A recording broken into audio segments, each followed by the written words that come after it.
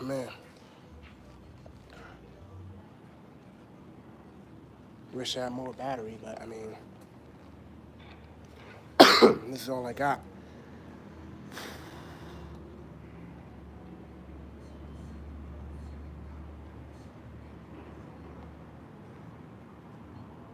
Hello, welcome to the stream. This is my first stream in a long time. First stream in the country of Mexico, that's for sure. Hopefully, we have a pretty busy stream this evening.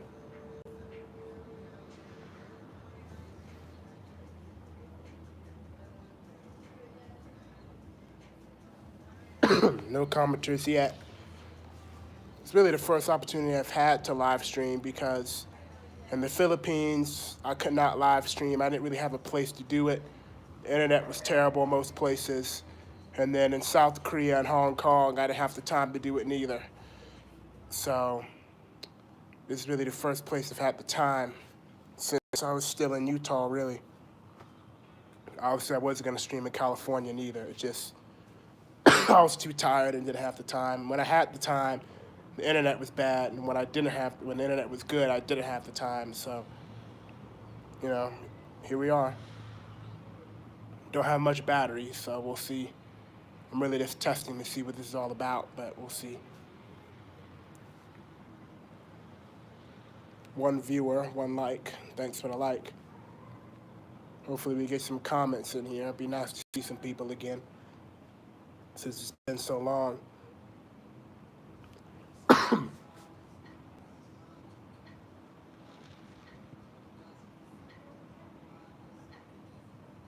Didn't notify any. Hello? Hello, Rod Harold, the Rail Fanner. Long time no see. Nice to see you again. You've been a long time viewer of the channel. Just thought I would, bring back the live streams. This wasn't scheduled or anything. I was just out the vegetable market today and figured I should give it a shot, and here I am.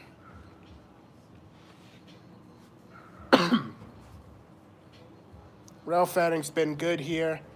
I would say my favorite catch so far has been it's KCSM SD40 in the KCS blue paint scheme. Last time I went, I saw it was like an auto rack, auto rack train, but it was like a mix. It was like half auto rack, half manifest. It was a weird type of train. It only had BNSF power, so that was nice to see, BNSF power leading this deep into Mexico. BNSF is common on Ferromex, but I wouldn't think it's as common on the CPKC stuff. Usually nothing but, regular stuff, and then you would get CP every once in a while, but BNSF is here, so that's nice.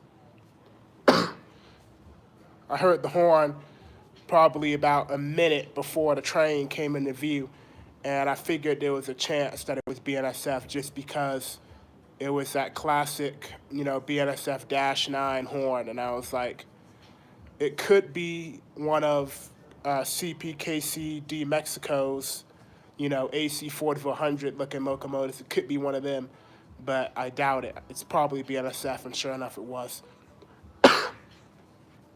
Because most of the engines that pass my town are either at least leading units are usually GVOs or ACEs. So the fact that I heard something that was neither of those two, I figured probably foreign power, and sure enough, it was. Sun is setting, so, that's nice.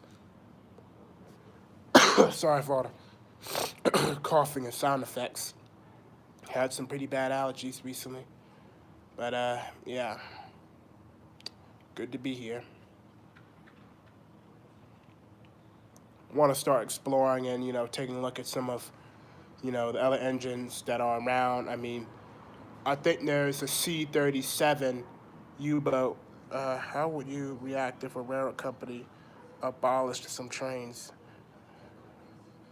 I mean, I've been through that before. I mean, back when I lived in Washington, there was a train called I Saber, and it was a Union Pacific intermodal train that would come out of Seattle, and I forget where it would go, but Union Pacific abolished that train and no longer runs it, and then Union Pacific also abolished the LIC 55, which was a local out in the Longview area. So I mean, the loss of Saber definitely hurt more, just because that was a train that I had good memories with.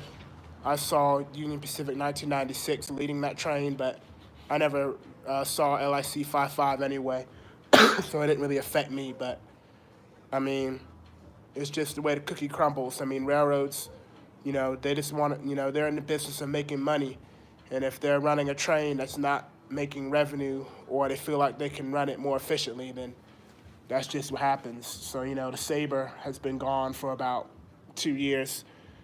Sometimes they'll come back, but I'm not sure if they'll ever bring it back. There'll have to be, a big increase in demand for like shipping containers coming from that area, I would think, for them to bring it back. And as for LIC 55, it's probably never coming back. I was shocked when they, abolished it, just because, you know, the 5-5 used to do the work that two trains do now as one single train. And I figured, it would be more financially viable to have one train do all the work rather than having two trains do it. But I guess Union Pacific thought otherwise.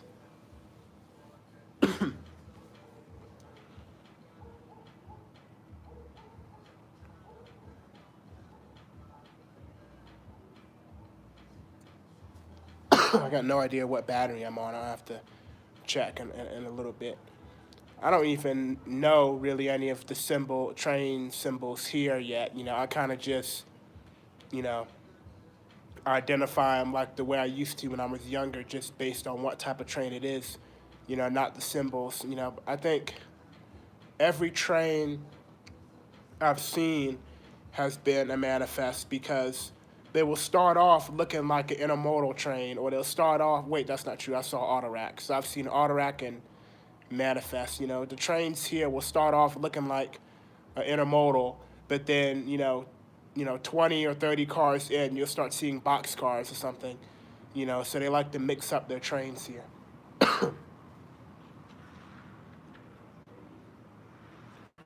Like I was saying earlier, just want to go and explore and see some of the other locomotives. And the sorry, this is so bad, allergies. But in the United States, I was last week. CSX abolished the daily manifest trains, M653 and M652, Russell, Kentucky to Rocky Mount, North Carolina. I was very frustrated, to say the least. Saturday was the last day they ever ran before disappearing. Yeah, there's always a reason for that. Maybe the customers that they were serving in those two towns, stopped requesting their assistance. Maybe they started doing trucks. Maybe the companies went under. I mean, that's just, the type of thing. I mean, I can give you an example. Say if BNSF would run a local to Phoenix, Arizona, and their number one customer in Phoenix was an ice cream company. If the ice cream company goes under, chances are BNSF is not going to go there anymore. Or say the ice cream company starts working with dump trucks or something instead, chances are they're not going to go. Big John Rail Productions. Hello. Hello, bud. Hello, Big John Rail Productions. Welcome to the stream. As you can see, nothing really crazy happening here. Just some outdoor furniture. Just thought I would, do my first stream in a very long time. But yeah, just always tell yourself it's all about money. If the train was financially viable, it wouldn't have stopped. So that's the reason why LIC 55, I Saber, and even those CSX trains you just mentioned, Rod, were discontinued. I'm sure because railroads don't just leave money on the table. What's some other trains? There was, I think it's back now, but I think that the TAC Pass train in Washington, Tacoma to Pasco, was phased out for a little bit, but I think they brought it back. Uh, yeah, I mean, when I the railroads change a lot in a short amount of time. I mean, railroads almost evolve as fast as technology does because, they kind of go hand in hand, railroads and technology. I mean, I moved back to Washington State for the second time in 2020, and so much has changed, since then. A lot of the locomotives that were native to the area have been relocated. Some have been put in deadlines because they broke down. I mean, trains have been abolished. I can go on all day talking about the changes. BNSF 1454 broke down, and now he's in Topeka, Kansas, in the deadline. 9800, the executive Mac, he's in Topeka, Kansas, in the deadline.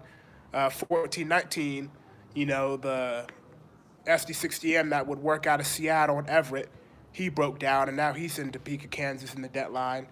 And 1447 is in Topeka, Kansas now in the deadline as well. So we've lost like 4 EMDs. We've lost about, 3 or 4 train symbols. It's just crazy, Stuff changes so fast in this world. The moon's out now, so, it's legit now. It's weird because the moon is here, but yet it's not dark. So it's kind of funny. I mean, there's, oh, you can't see them, but the moon's over there somewhere. The Charlotte sub used to be busy with almost 3 to 6 trains, sometimes 8. Now it'll be dead more often because the manifest trains no longer run. It's all thanks to precision railroading for ruining everything. Yeah, precision railroading really ruined, a lot for us rail fans. For one thing, it shoved a lot of the older engines, into an early retirement. I mean, if you ever go to Utah, there's a big storage line in Salt Lake City, full of SD70Ms. There's some Dash 9s in there, a couple Dash 8s. If precision railroading wasn't a thing, a lot of those engines, if not all of them, would be in service somewhere. It's the same thing with, the engines out in Donkey Creek. I mean, precision railroading, they have, and this is the problem we have in Washington State. Back in like 2006 or 2011, they, instead of running one train with like 300 cars, they would run multiple trains that had 50 or 100 cars. And the differences with that was it gave more opportunities for locomotives to work. So having 3 trains with 50 cars instead of one train with like 400 cars, you could have a Dash 8 leader, 2 SD70 Macs, and then a Mac on the rear. But thanks to precision railroading and now all these mega coal trains you've been having, it's taking away jobs from locomotives. So that's why the deadline's so full.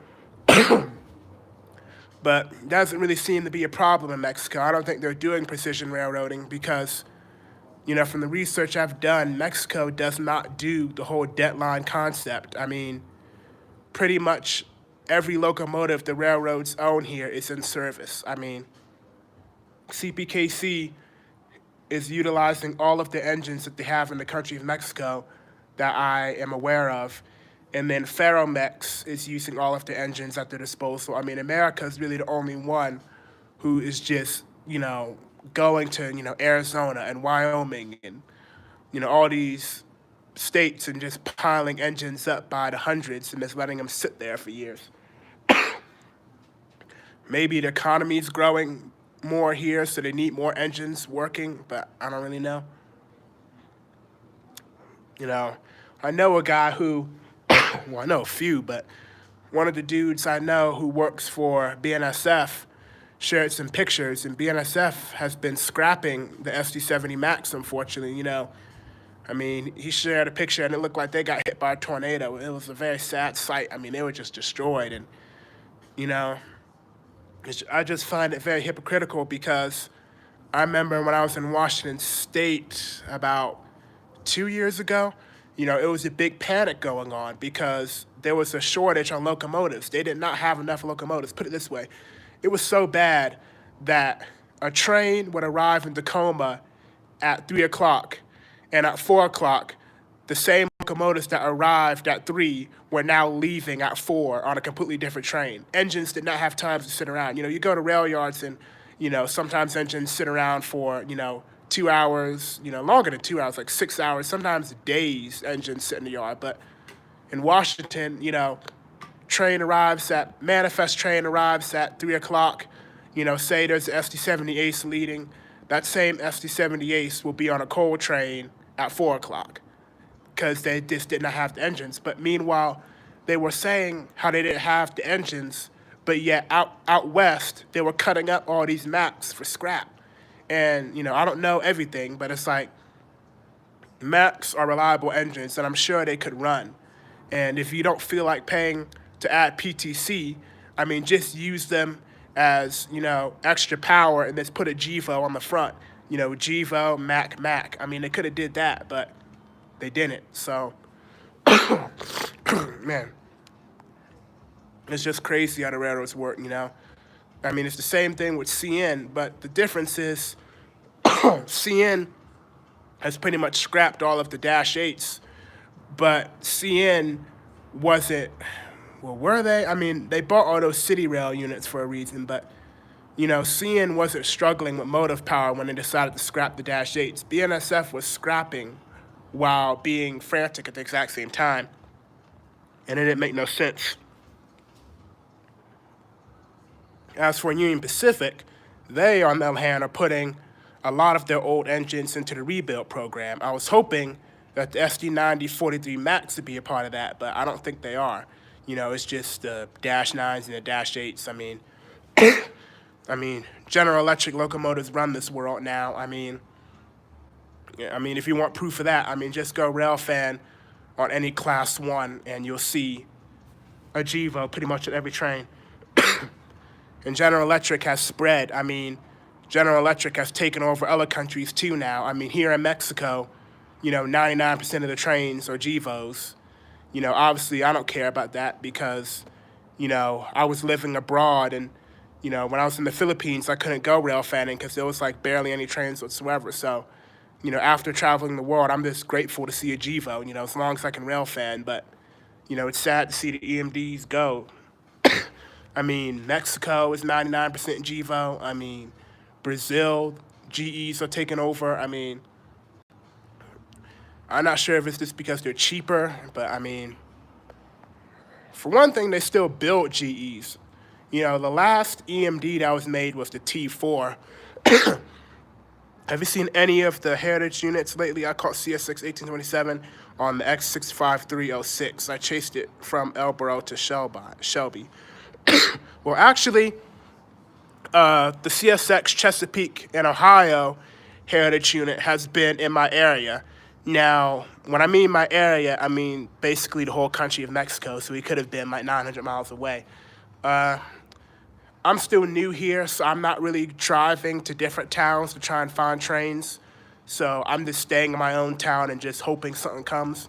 So I did not go and chase the Chesapeake in Ohio, even if I knew it was close, I would not be able to chase it. I'd have to hope it would come here.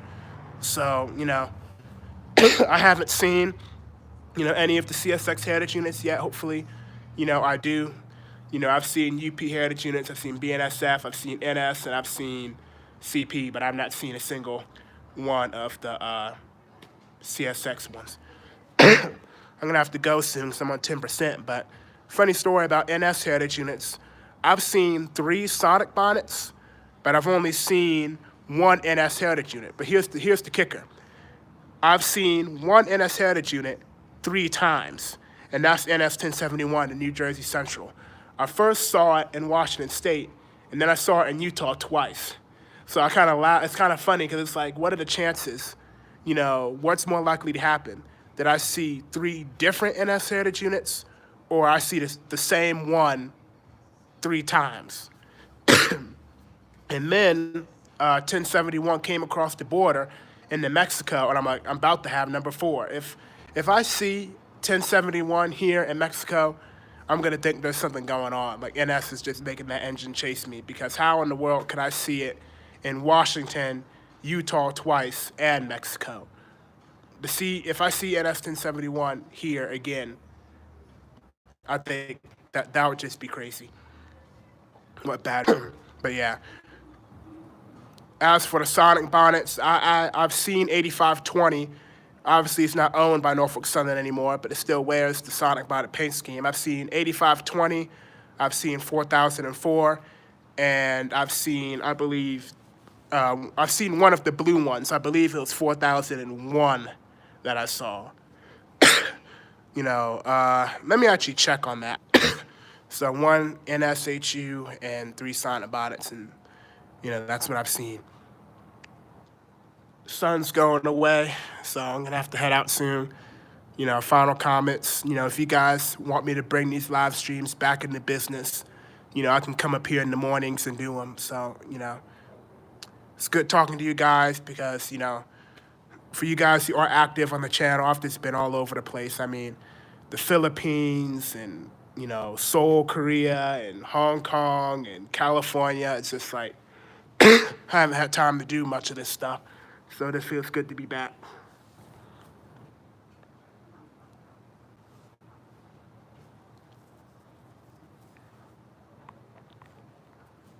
Rail fanning here is great. It's, really good here. 4 viewers, not bad.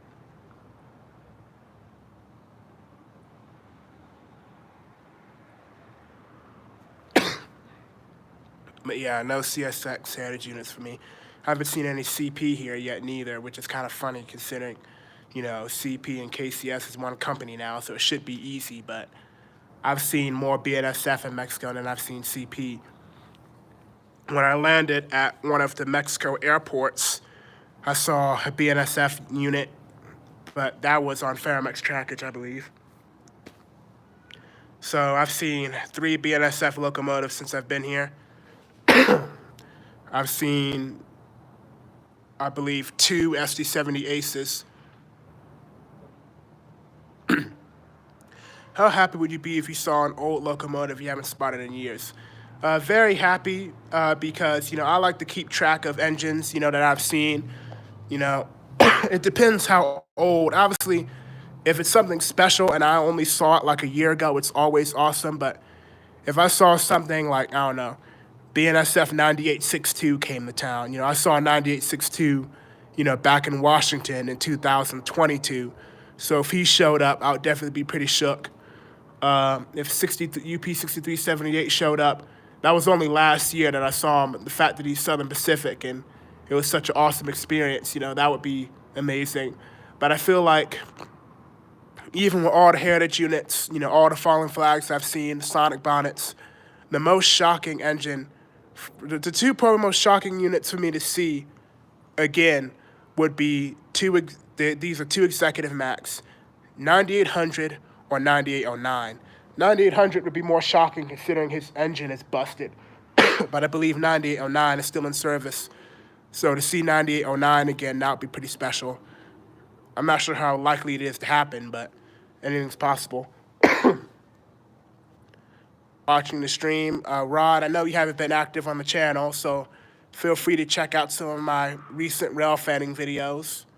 I've been doing plane spotting too if you like airplanes, so thanks for watching. If you guys like this, I'll be back as soon as I can be back. Bye, and thanks for watching.